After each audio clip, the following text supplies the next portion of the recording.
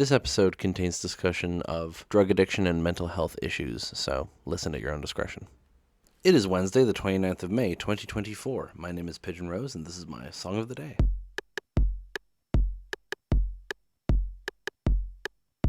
We're continuing on our Boy Genius week here by talking about Julien Baker, one of the other members of Boy Genius. She's actually the one I discovered first out of the group. I discovered her through a Tiny Desk concert, which, if you're not familiar, NPR, the National Public Radio in America, have this YouTube show. I mean, it's a radio show as well, but they put the videos up on YouTube, where they get artists to come into their offices and perform short sets in their office behind Bob Boilen's Tiny Desk. That was how it started. It's expanded into a whole big thing since. They've moved offices and yada yada yada. But anyway, it's a great way to discover new music and also to hear interesting performances by artists you already know. And when this Tiny Desk concert came out, it was like an era of my life when I was watching loads of Tiny Desk concerts. I discovered Mitski this way as well, which I'll talk about her hopefully soon. I really love her music. But yeah, Julien Baker did a Tiny Desk concert where she performed 3 songs from her debut album, and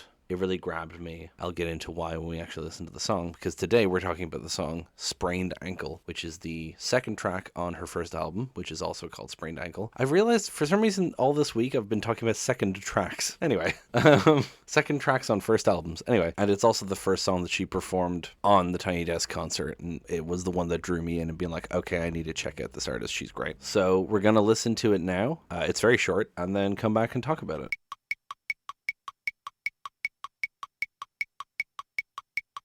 What I love about Julien's stuff compared to Phoebe and Lucy is that it's very sparse, very pared back. At least the first album is. Like, if you haven't listened to this album before and that was your first experience with it, the whole album's like that. It's almost entirely just one guitar with reverb and her vocals. Some songs have piano, but like mostly it's just single instrument vocals, and it's got this really interesting vibe to it where it's like, it's almost chill because of that tone and stuff, but it's also very melancholy, you know, they're not happy songs. And I just really like that. I really like the experience of listening to Julien's music and that first album in particular, because when I saw her in the Tiny Desk concert, she's just playing it with the guitar and singing, and it sounds almost exactly like the studio recording, because that's all it is in the studio as well. And I was like, holy shit, this is so good. I need to find out who this person is, and listen to the album and loved it. And I followed her career since, and then of course Boy Genius happened, and she's released 2 other albums since, which are both also very good. Yeah,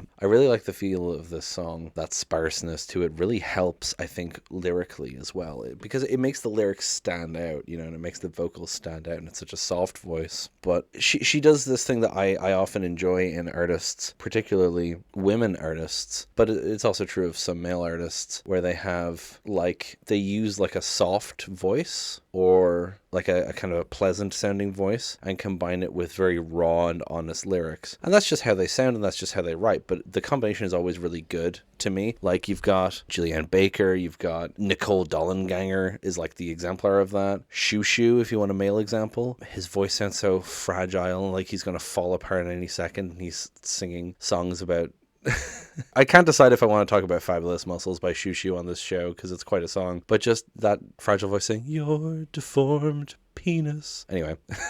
Point is, I love the way her voice pairs with her lyrics, because I don't want to say it lulls you into a false sense of security, but it's like, it's got this softness to it. And then you pay attention to the words and you're like, oh God, you know?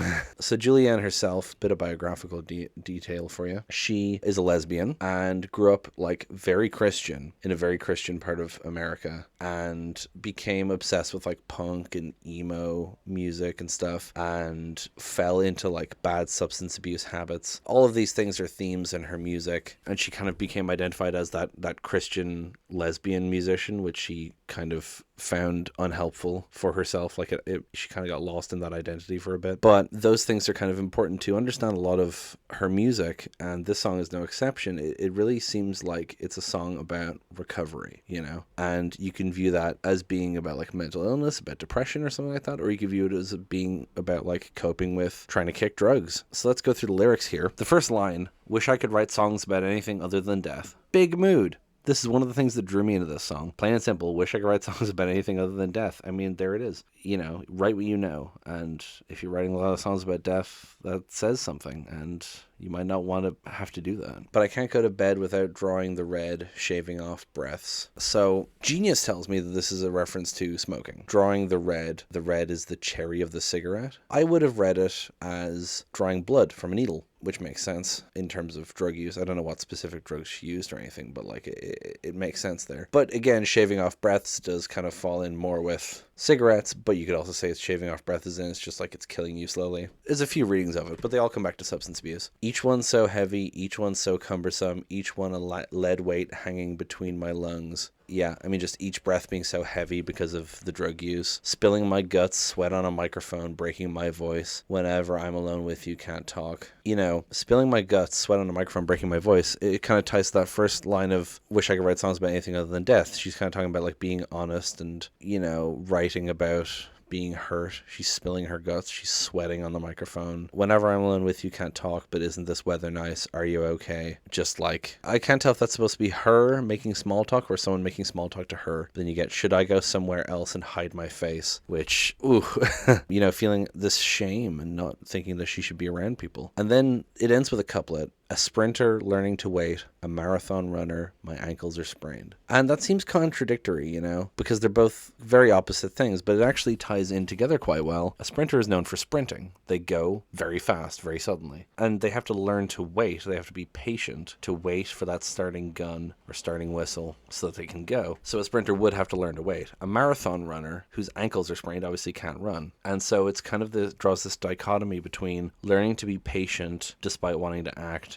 and also needing to act but being unable to. Your ankles are sprained but you want to run a marathon, right? It's this interesting dichotomy that she draws between the two things. The music video leans into this marathon runner angle, and apparently she does herself run half marathons, so that's cool. The music video shows her, it looks like a school gymnasium or something, but it's like she's surrounded by upturned chairs. It's like clearly an abandoned place. There's spray paint all over the walls, paint is peeling, all that sort of stuff. One of the walls, the spray paint says, if you're reading this, you're gay, which is a funny thing to see in this video. And she's standing in the center of the room wearing like running gear, like a jersey and shorts and runners, and she's got like a sweatband and a big bruised eye. And the camera just like revolves around her as she sings the song, and then it pans up to the ceiling, and then it pans back down, and she's gone. Very simple video, but it works well with the mood of it. I also want to talk about a cover of this song by Ricky Tutaan. I don't actually know if that's how you pronounce his name, but he's a singer. He's in a band called Warp Star, and he has a cover of this song that I adore. I love it so much. I have commented on it several times, and just before I recorded this, I commented on it again because I was re-listening to it in preparation for this episode. No, I love his cover so much. It's much the same, but he has a different vocal range, and he plays it on piano instead of guitar, and it works really well. And I love how he starts lower, instead of Julien being, wish I could write songs, he's kind of, wish I could write songs about anything. It's kind of a different register. But then at the end, because the last line repeats, he goes high on the second time. So he goes, a marathon runner, my ankles are sprained. A marathon runner, my ankles are sprained. I really like it. Man, I love this song.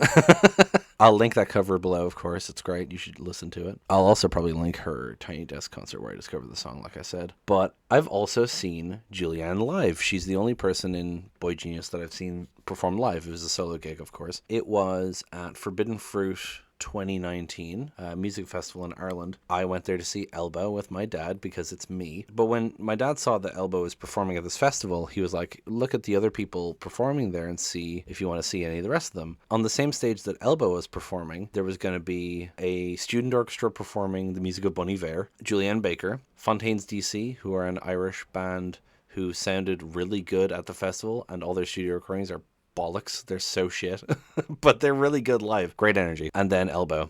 So we went to that, and it was great. Also at that festival, Pillow Queens were there. Spiritualized were there. I caught a little bit of them wandering around and enjoyed that as well. Oh man, I can't wait to talk about Pillow Queens on this podcast so I can, I don't worry about the gay girls. I pray for them as I wring my hands. Anyway, But yeah, no, Julien played. It was like quite windy that day and rainy as well. And she's fucking tiny. And she like kept joking that she was going to blow away in the Irish wind.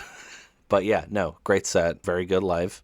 Again, very pared down. It was just her on stage with a guitar and a piano. And I really liked it. And I really liked this song. And I hope you liked this song too. And I hope you enjoyed me talking about it. Please subscribe, leave a comment, give me a like. Tomorrow we're going to talk about the third member of boygenius, Lucy Dacus. And I will talk to you then. Break it down.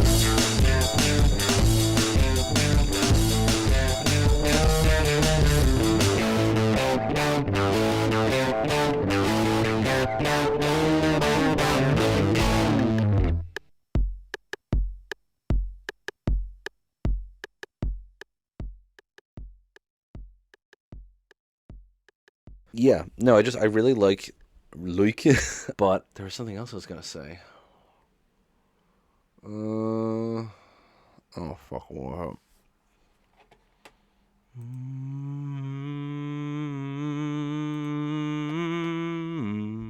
And on the same stage that Elbow was performing, Eldo? Oh fuck, what are they called? They're a shite band from Dublin. Life ain't always empty. Life ain't always empty. Fontaines DC, who are an Irish band